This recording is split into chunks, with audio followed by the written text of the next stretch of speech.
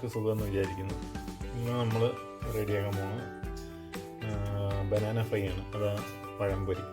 അതെങ്ങനെ ഉണ്ടാക്കാമെന്ന് നമുക്ക് നോക്കാം. ഈസി ആയിട്ട് നമ്മുടെ വീട്ടിൽ എളുപ്പത്തിൽ ഉണ്ടാക്കിയെടുക്കുന്നത് എങ്ങനെയാണെന്ന് നോക്കാം.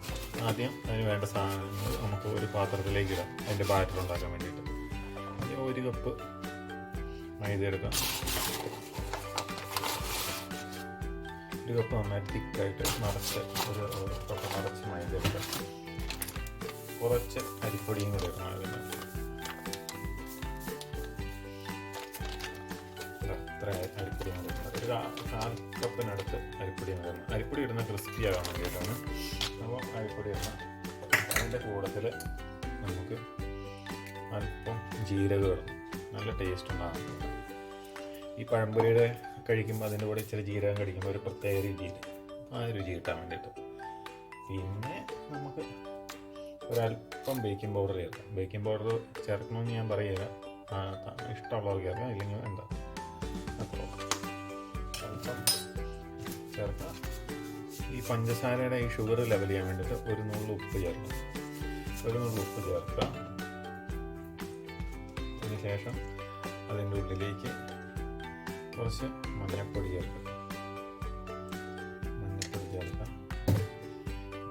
ചേർത്ത് അതിന് ശേഷം അതിനുള്ളിലേക്ക് കുറച്ച് ഷുഗർ ഇടാം.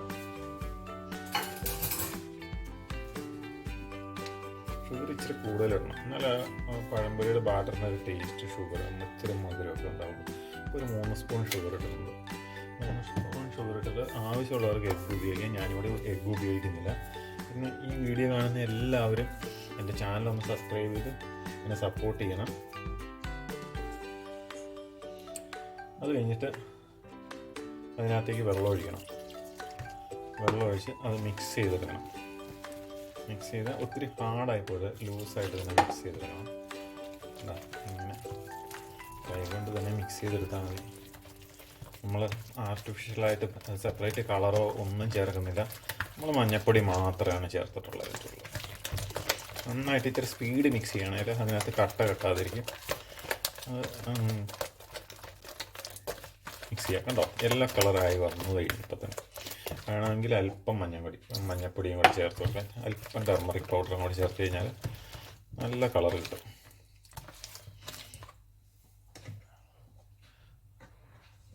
ഈ ടർമറിക് പൗഡർ അധികം ചേർത്ത് കഴിഞ്ഞാൽ അതിൻ്റെ ഫ്ലേവർ കയറി വരും. അതുകൊണ്ട് ലൈറ്റായിട്ട് ചേർത്താൽ മതി. ഇപ്പം നല്ല കളറായിട്ടുണ്ട്. നല്ലപോലെ മിക്സ് ചെയ്ത് ആ ബാറ്റർ നല്ല സ്മൂത്താക്കണം. സ്മൂത്തായി ഇതാ അതിൻ്റെ പരുവം കണ്ടോ, ബാറ്ററിൻ്റെ പരുവം കണ്ടോ. അതേപോലെ തന്നെ ബാറ്റർ ഉണ്ടാക്കിയെടുക്കണം. എല്ലാവരും ഇത് വീട്ടിൽ ട്രൈ ചെയ്ത് നോക്കണം.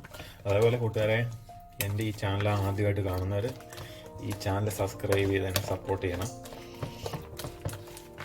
പുതിയ വീഡിയോസ് ഇനിയും വീണ്ടും പുതിയ വെറൈറ്റി ഡിഷുമായിട്ട് ഞാൻ വരുന്നതായിരിക്കും. അപ്പോൾ ബാറ്റർ ഏകദേശം റെഡി ആയിട്ടുണ്ട്. ഇങ്ങനെ ഇതേപോലെ ഇരിക്കും. എന്നിട്ട് ബാറ്റർ എടുത്ത് നമുക്ക് ഒരു സൈഡിലേക്ക് നമുക്ക് മാറ്റി വെക്കാം. എന്നുവെച്ചാൽ നമുക്ക് പഴം കട്ട് ചെയ്തെടുക്കണം. ഈ പഴം പിന്നെ അത് കട്ട് ചെയ്ത് പ്ലേറ്റിനകത്തേക്ക് മാറ്റി വെക്കാം.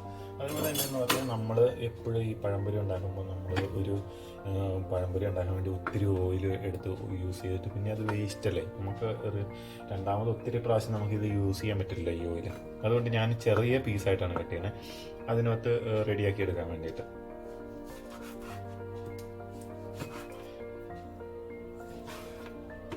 കുറച്ച് ഓയിൽ എടുത്താൽ മതിയല്ലോ. അപ്പോൾ നമുക്ക് ആ പാനിനകത്ത് ആവശ്യത്തിനുള്ള ഓയിലുണ്ടാകും.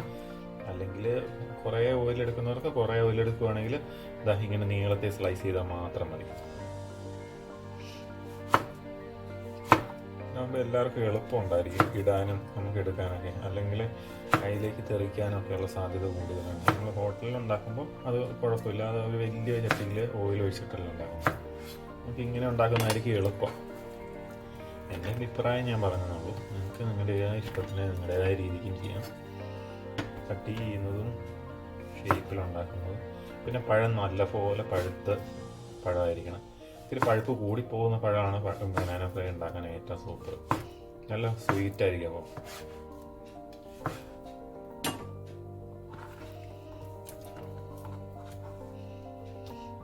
ഇനി നമുക്ക് ഫ്രൈ ചെയ്യാൻ വേണ്ടി പാൻ അടുപ്പത്ത് വെക്കാം.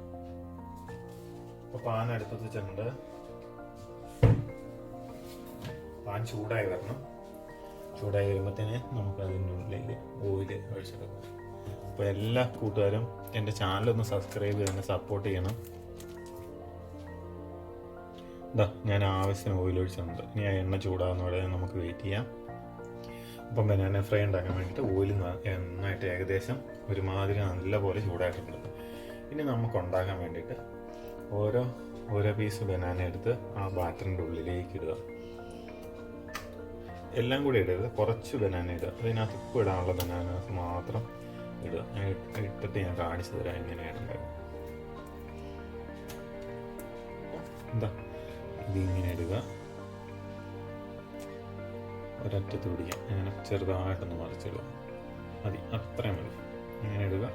ഒരു സൈഡിൽ പതുക്കെ വെച്ച് വിടുക. ഇടരുത്, ഇട്ട് കഴിഞ്ഞാൽ ഓയിൽ മേത്ത് തെറിക്കും. അതിന് ശേഷം അടുത്തെടുക്കുക. ഇതാ അതേപോലെ തന്നെ ചെയ്യാം. അതേപോലെ തന്നെ ഓയിൽ നന്നായിട്ട് ചൂടാവണം. എപ്പോഴും ഞാൻ പറയാം, ഓയിൽ സ്ലോ ആണെങ്കിൽ അതിനകത്ത് ഓയിൽ കയറും, പിന്നെ അത് ടേസ്റ്റ് ഉണ്ടാവില്ല.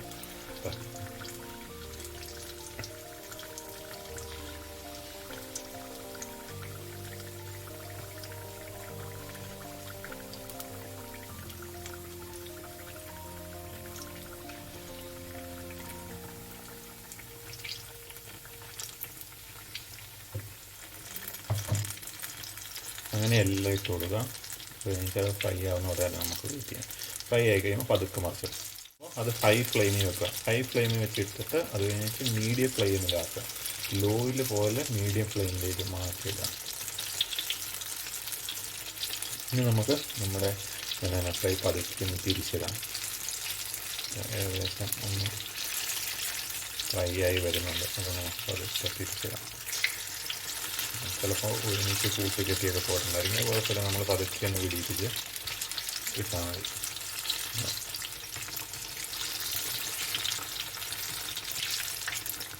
ഇപ്പോൾ കണ്ടോ, ഏകദേശം സൂപ്പറായിട്ട് മൊരിഞ്ഞ് നല്ല ക്രിസ്പി ആയിട്ടുള്ള ബനാന ഫ്രൈ ആയിട്ടുണ്ട്. അപ്പോൾ നമുക്ക് ഒരു പാത്രത്തിൽ നിന്ന് മാറ്റി സ്റ്റെയിനറിനകത്തേക്ക് വെക്കാം.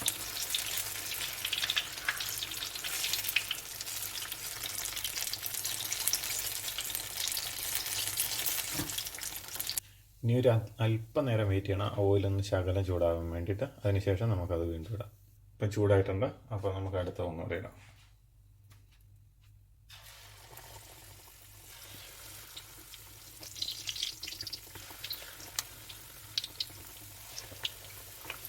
എല്ലാവരും എൻ്റെ ചാനലൊന്ന് സബ്സ്ക്രൈബ് ചെയ്ത് സപ്പോർട്ട് ചെയ്യണേ. ബെല്ലൈക്കൺ അവസ്ഥാനം മറക്കരുത്, ഞാൻ ഇടുന്ന വീഡിയോസിൻ്റെ നോട്ടിഫിക്കേഷൻ കിട്ടാൻ വേണ്ടിയിട്ട്. അതിനുശേഷം അത് പെറുക്കി ഒരു ടിഷ്യൂയിലേക്ക് വെക്കുക. ടിഷ്യൂയിലേക്ക് വെക്കുകയാണെങ്കിൽ ഉള്ള ഓയിൽ പറ്റിയതെല്ലാം വലിഞ്ഞു വെക്കുക. അപ്പം ടിഷ്യൂ പേപ്പർ എടുത്ത് വെച്ചിട്ട്, അല്ലെങ്കിൽ പേപ്പർ എടുത്ത് വെച്ചിട്ടാണെങ്കിൽ അതിലേക്ക് വെച്ച്, അപ്പോൾ ഉള്ള ഓയിൽ ഫുള്ളായിട്ട് വലിഞ്ഞു വെക്കുകയുള്ളൂ. ഇതാണല്ലോ, ഇട്ട് കഴിഞ്ഞപ്പോൾ തന്നെ ഏകദേശം ഒരു 3 ബനാന ഫുള്ളായിട്ട് കട്ട് ചെയ്തിട്ട് ഇങ്ങനെ ഇടുമ്പോൾ ഏകദേശം ഫുള്ളായിട്ട് തീർന്നു കണ്ടോ ബാറ്ററും. അപ്പം കറക്റ്റ് അതേ പോർഷൻ തന്നെ എടുത്താൽ മതി. ഇങ്ങനെ ഉണ്ടാക്കി കൊടുക്കുന്നതായിരിക്കും ഇഷ്ടം. ചെറിയ പീസായിട്ട് അവർക്ക് മുറിച്ച് കൊടുക്കുകയും വേണ്ട, ഒന്നും ചെയ്യണ്ട. അപ്പോൾ എല്ലാവരും ഇത് ട്രൈ ചെയ്ത് നോക്കണം. എന്തെങ്കിലും ഡൗട്ട് ഉണ്ടെങ്കിൽ കമൻറ്റിൽ ചോദിച്ചാൽ മതി, ഉറപ്പായിട്ടും റിപ്ലൈ തരുന്നതായിരിക്കും. ഇപ്പം എന്താ ഫുള്ള് ഫ്രൈ ചെയ്തിട്ടുണ്ട്.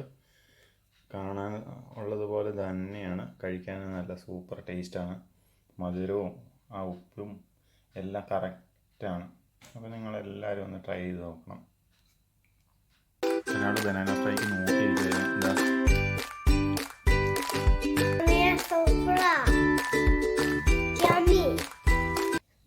അപ്പോൾ വീണ്ടും പുതിയൊരു വീഡിയോയായി കാണുന്നതുവരെ സൈനിങ് ഔട്ട്, പാലക്കാരൻ്റെ ചായക്കട.